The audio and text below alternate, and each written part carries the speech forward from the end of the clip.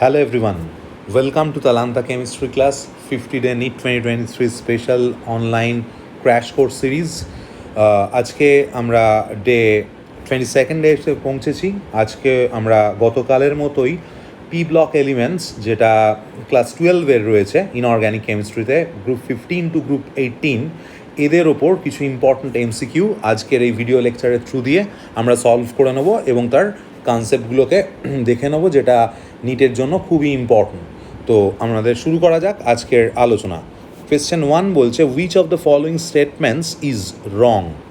Single NN bond is stronger than the single PP bond. এখন নাইট্রোজেনের NN তার তলায় ফসফরাস থাকে। এবার অ্যাপারেন্টলি যেহেতু এনএন বন্ড লেংথটা স্মলার, তোর মনে হওয়ার কথা যে এনএনটাই স্ট্রঙ্গার হবে, কিন্তু নাইট্রোজেনের কোনো ভ্যাকেন্ট অরবাইটাল নেই, ওয়্যারঅ্যাজ ফসফরাস কন্টেন্স ভ্যাকেন্ট ডি। সেই জন্য এই ফসফরাস যে পিপি বন্ড, একটা ফসফরাসের লোন পেয়ার অন্য ফসফরাসের ভ্যাকেন্ট ডিতে ডোনেট করে একটা পিপাই ডিপাই ডাবল বন্ড তৈরি করবে, যার জন্য ও একটা ডাবল বন্ড ক্যারেক্টার পাবে। ফলত পিপি বন্ডটা স্ট্রঙ্গার হবে এনএন বন্ডের থেকে। সেই জন্য ফার্স্ট অপশানটা incorrect. P and S can form Depay Depay bond, এটাও ঠিক আছে। The boiling point of PH3 is lower than ammonia, এটা ভুল, মানে এটা এটা ঠিক আছে, এটাও ঠিক আছে, কারণ অ্যামোনিয়া যেহেতু হাইড্রোজেন বন্ডিং হয়ে ওর এফেক্টিভ মলিকুলার ওয়েট অনেক বেড়ে যায়, আর বয়েলিং পয়েন্ট অনেক বেশি হয়, আর covalency of nitrogen in N2O5 is 4। হ্যাঁ, এটাও ঠিক আছে। নেক্সট কোয়েশ্চেন 2 বলছে, at 573 Kelvin chlorine reacts with excess of fluorine to give an interhalogen Z. The molecular structure of compound Z is. এখানে যেটা রিয়াকশানটা হয় ক্লোরিন, সেটা 3 মোল ফ্লোরিনের সঙ্গে রিয়াকশান করে 573 কেলভিনে করে 2ClF3 তৈরি করে। এবার ClF3 বলছে যে মলিকুলার স্ট্রাকচারটা কি হবে। তো এটা মানে স্ট্রাকচারটা এটা টিবিপি হওয়ার কথা, আর শেপটা বেন্টি শেপ হয় ClF3।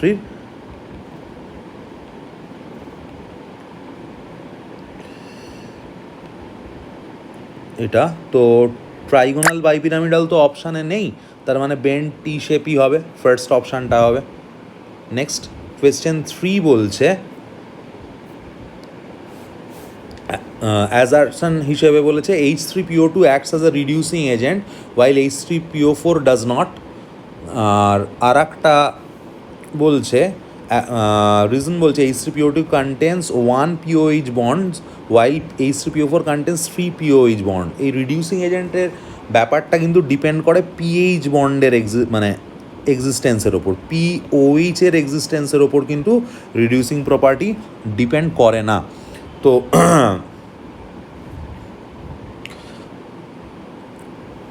এবার বলছে যে H3PO2 acts as a reducing agent while H3PO4 does not. হ্যাঁ, এটা ঠিকই আছে। আর H3PO2 কন্টেন্স 1 POH ওয়াইল, না, এইটা ভুল, মানে অ্যাজারশান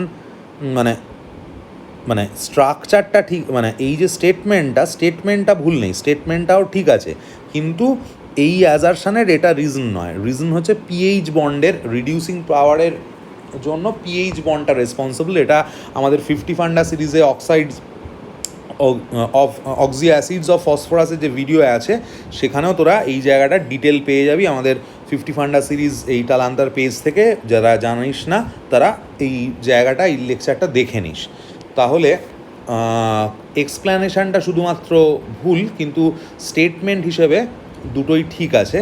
তাহলে B option will be correct.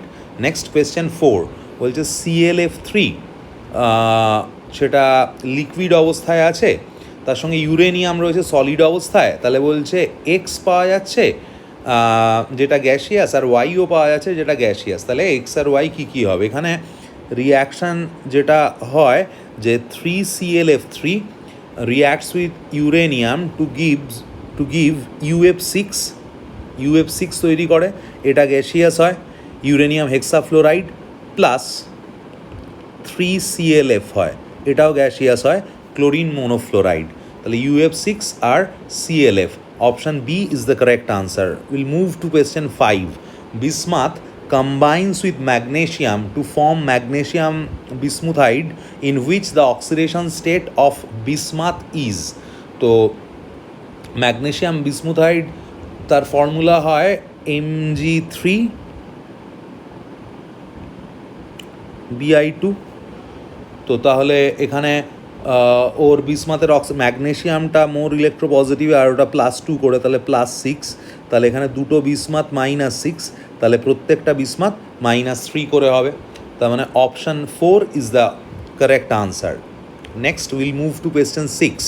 In which of the following compounds nitrogen exhibits highest oxidation state?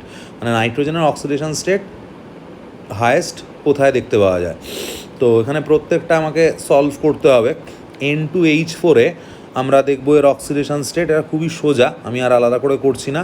Nitrogen রয়েছে -2-তে, NH3-তে -3-তে, N3H যেটা সেখানে ওর অক্সিডেশন স্টেট হচ্ছে -1/3, আর NH2OH-এ নাইট্রোজেনের অক্সিডেশন স্টেট হয়ে যাচ্ছে -1। তাহলে হায়েস্ট বলেছে, এগুলোর মধ্যে হায়েস্ট যেহেতু নেগেটিভ সাইন আছে, তার মানে হায়েস্ট হবে যেটা লোয়েস্ট, মানে ভ্যালু মড ভ্যালু যার লোয়েস্ট, যেহেতু আগে নেগেটিভ আছে, তাহলে -1/3। N3H যেটা, এটার নাম হচ্ছে কি হাইড্রাজোইক অ্যাসিড। এই option C is the correct answer. Next question 7। Nitrogen forms N2 but phosphorus does not form P2, however it converts P4. Reason is, এটা কেন এরকম হয়? প্রথমটা বলছে triple bond present between phosphorus atom, না পিপাই bond is weak, হ্যাঁ পিপাই bond is strong, না এখানে ফসফরাসের পিপাই বন্ডটা অতটা উইক হয়ে যায়, স্ট্রং হতে পারে না, তো সেই জন্য ওটা কোভ্যালেন্সি স্যাটিসফাই করার চেষ্টা করবে, মানে সিঙ্গেল বন্ড করে কোভ্যালেন্সিটা স্যাটিসফাই করার চেষ্টা করে, কিন্তু নাইট্রোজেনের পিপাই বন্ডটা কম্পারেটিভলি স্ট্রং হয়, তো বি এরটা আনসার হবে। Next, the basic character of hydrides of 5 elements decreases in the order. তো এখানে বেসিসিটির প্রশ্নে যেটা দাঁড়ায় সেটা হচ্ছে যে যত সেন্ট্রাল অ্যাটামের সাইজ ছোট হয়, তত এদের যে মাথা প্রত্যেকটারই সেন্ট্রাল অ্যাটামের একটা করে লোন পেয়ার আছে, তত লোন পেয়ারের ডেন্সিটিটা বাড়ে, তত সেই লোন পেয়ারটা বাইরে ডোনেটেড হওয়ার টেন্ডেন্সি বাড়ে, বেসিসিটিটা বাড়ে। তাহলে অবভিয়াসলি ডাউন দ্য গ্রুপ এই হাইড্রাইডসগুলোর বেসিসিটি ফল ডাউন করবে, তাহলে 8A is the correct answer. Next question 9। Among the following oxides the lowest acidic is, মানে কোনটার অ্যাসিডিটি সবচেয়ে কম? প্রথমটা বলেছে AS4O6, তারপর AS4O10, তারপর P4O6, তারপর P4O10। অ্যাসিডিটি সবচেয়ে কম মানে যেখানে অক্সিডেশন স্টেটটা দেখতে হবে, AS4O6-এ এর অক্সিডেশন স্টেটটা কি হচ্ছে না, AS4O6-এ প্রত্যেকটা আর্সেনিক আসছে +3 করে, এখানে রয়েছে +5 করে, এখানেও রয়েছে +3 করে, আর এখানেও রয়েছে +5 করে। এবার লোয়েস্ট অ্যাসিডিক মানে যার বাইরে থেকে ইলেকট্রন টেক আপ করার টেন্ডেন্সিটা মিনিমাম, অর্থাৎ যার পজিটিভ চার্জ ডেন্সিটিটা মিনিমাম। তো হয় এটা হবে বা এটা হবে। এখন ফসফরাস আর আর্সেনিকের মধ্যে, আর্সেনিক যেহেতু গ্রুপ 15-এ ফসফরাসের তলায় আছে, arsenic is larger in size, সেই জন্য আর্সেনিকের পজিটিভ চার্জ ডেন্সিটিটা কম্পারেটিভলি কম, যদিও দুটোই +3 ক্যারি করছে, কিন্তু আর্সেনিকের ভলিউম বেশি হওয়ার কারণে ফসফরাসের থেকে ওর পজিটিভ চার্জ ডেন্সিটিটা কমে যাচ্ছে, তাই ওই AS4O6টা এক্ষেত্রে লোয়েস্ট অ্যাসিডিক হবে। 9A is the correct answer. Next question 10। Urea reacts with water to form A, which will decompose to form B. B, when passed through Cu2 plus aqueous deep blue colored solution of C is formed. What is the formula of C? From the following. তো এইখানে ওটা ওই copper টেট্রামিন sulphate তৈরি হয়, তার deep blue colour তৈরি হয়। Obviously এই CuNH3 2+, is a very common question, তাই এটা আমি ডিটেল এক্সপ্লেন করলাম না, এইটা হবে। Next question 11।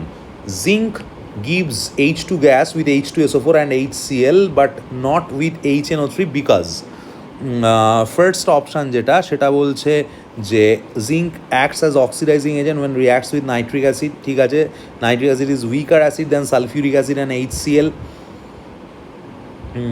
না, কারণ তো সেটা নয়। তারপরেরটা বলছে in electrochemical series Zn is above hydrogen, না NO3 minus is reduced in preference to hydronium ion. হ্যাঁ, অবভিয়াসলি এটাই হবে, অপশান ডি।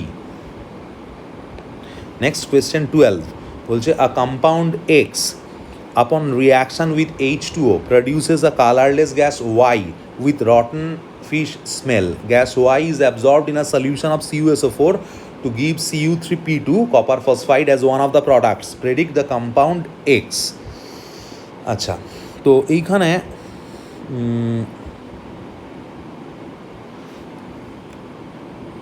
যেটা হবে এই Ca3P2 plus 6H2O gives 3CaOH whole 2 plus 2PH3,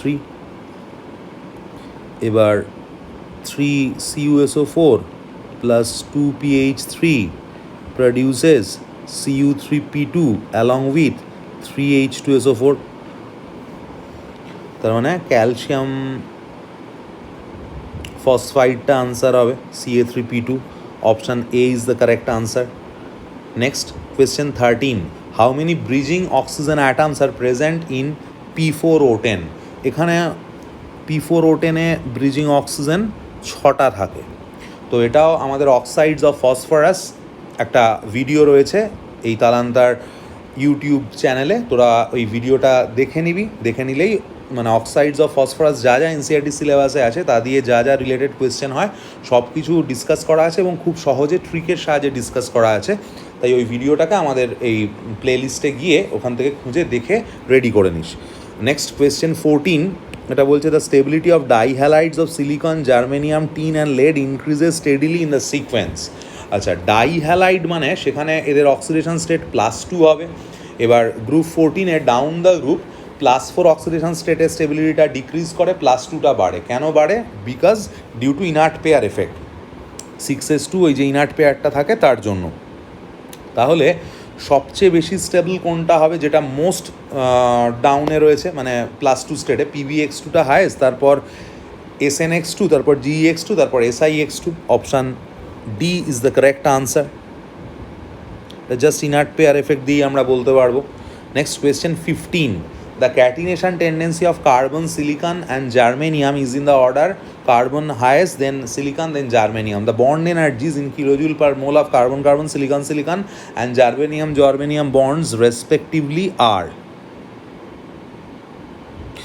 এখানে যে মানে কনসেপ্টটা লিখে রাখবি, higher the bond energy higher will be the catenation tendency, this is the catch. Higher the bond energy higher will be the catenation tendency. সেই পার্সপেক্টিভে 15টা আমরা option D will be the correct answer. Next will move to question 16, which of the followings has the minimum heat of dissociation? তো প্রথমটা এটা বলেছে, তারপর এটা মিনিমাম হিট অফ ডিসোসিয়েশন।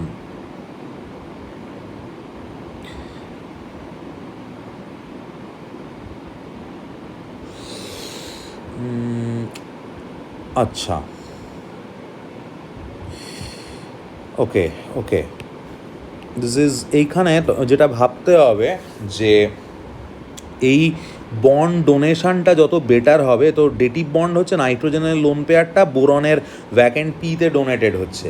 এখন এখানে দেখ ইলেকট্রোনেগেটিভ গ্রুপ অ্যাটাচড আছে বোরনের সঙ্গে, তো ইলেকট্রন টেক আপের টেন্ডেন্সি থাকবে।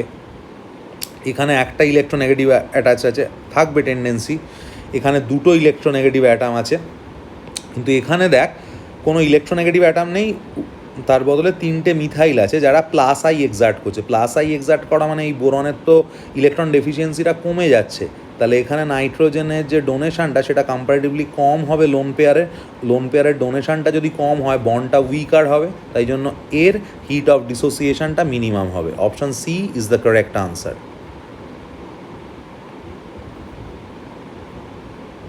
নেক্সট আমরা মুভ করবো কোয়েশ্চেন 17-এ, যে the hybridization of boron atom in orthoboric acid is, orthoboric acid মানে বোরিক অ্যাসিডটাকেই অর্থোবোরিক অ্যাসিড বলে, H3BO3 যেটা, এটা তো অবভিয়াসলি এটা sp2 হচ্ছে planar trigonal, option B is the correct answer. Next question 18, pyrosilicate is, তো এটাও এনসিআরটির লাইন থেকেই কোয়েশ্চেন, এটা খেয়াল রাখবি, দেওয়াও আছে এনসিআরটিতে গ্রুপ 14-এ 18-এর, ডিটা হবে, এইটাই হচ্ছে পাইরোসিলিকেট, Si2O7 6-। Next question 19, a group 14 element is oxidized to form corresponding oxide which is gaseous in nature.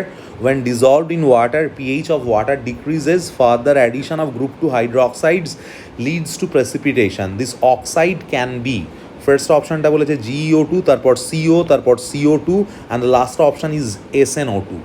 তো এখানে অফকোর্স যা যা ইনফরমেশান দেওয়া আছে তাতে অপশান সি হবে, কারণ CO2টা কার্বনিক অ্যাসিড ফর্ম করে যখন ডিজলভ করা হয় ওয়াটারে, এবং যেহেতু অ্যাসিড তৈরি করলো তাই পিএইচটা ডিক্রিজ করবে, ঠিক আছে। Or other to GeO2 and SNO2 আর এরা কিন্তু, আর এইখানে প্রথমেই তোর কেটে যাচ্ছে এই যে GeO2 আর SNO2 এরা কিন্তু সলিড হয়, তোর তো আসছেই না আর কি, সিওটা হবে না, এখান থেকেই তুই বুঝতে পারবি। এই রিয়াকশানটা খুব কমন রিয়াকশান, 8-9 থেকেই তোরা পড়িস, option C is the correct answer. We have come to the last question of this video lecture, question 20. Which among the following can act as a reducing agent?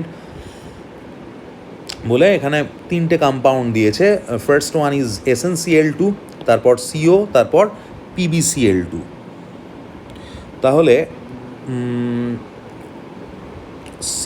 Reducing agent মানে নিজে যে oxidised হয়, তো SnCl2টা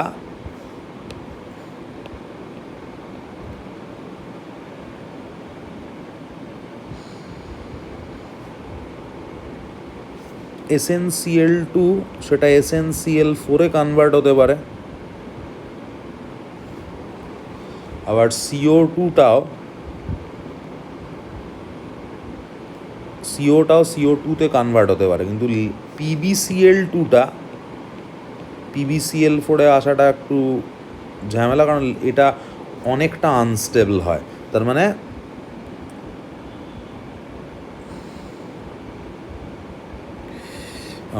এইটার +4টা stable state, এটারও +4 stable state, কিন্তু এর +2টা স্টেবল স্টেট, তার মানে এরা SnCl2 আর COটা অক্সিডাইজড হতে পারে, যেহেতু এরা নিজেরা অক্সিডাইজড হতে পারে, so they can act as reducing agent. So option A, that means A and B, SnCl2 and CO, this is the correct answer.